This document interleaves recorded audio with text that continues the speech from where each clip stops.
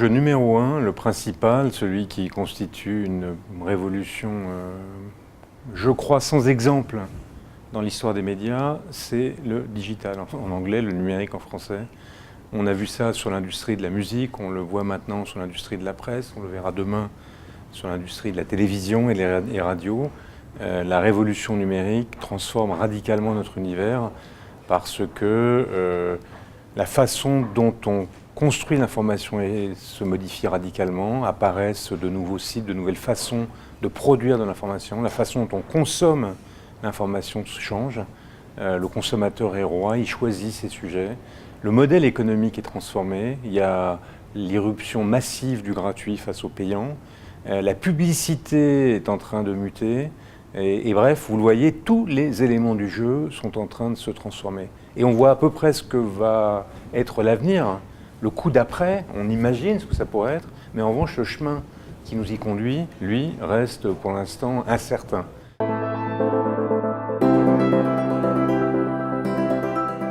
C'est une combinaison de marques, c'est sûr que la marque est un facteur de crédit. Si vous appelez elle, vous dites quelque chose au monde entier. C'est la seule marque de presse française qui est rayonnée dans le monde entier, aux femmes. Donc la marque dit quelque chose, elle est un facteur de réassurance, elle donne du crédit.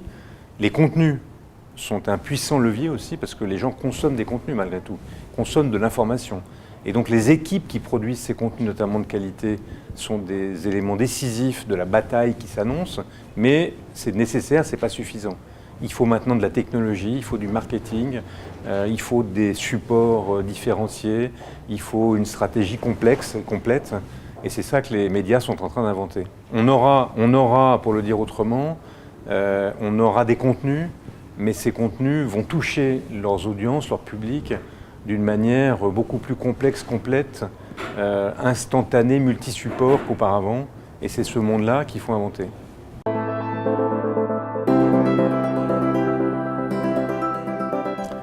Oui, cette transformation, je vous le dis par parenthèse d'ailleurs, ça touche aujourd'hui la presse.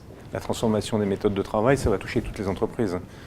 Donc que ceux qui nous regardent de manière goguenarde cessent de sourire, parce qu'il faut qu'ils se posent maintenant la question de la façon dont eux-mêmes vont travailler. Oui, c'est vrai que ça va nous obliger à inventer des façons de travailler différentes, parce qu'il faut qu'on rapproche les équipes de publicité et de rédaction, de numérique et de offline.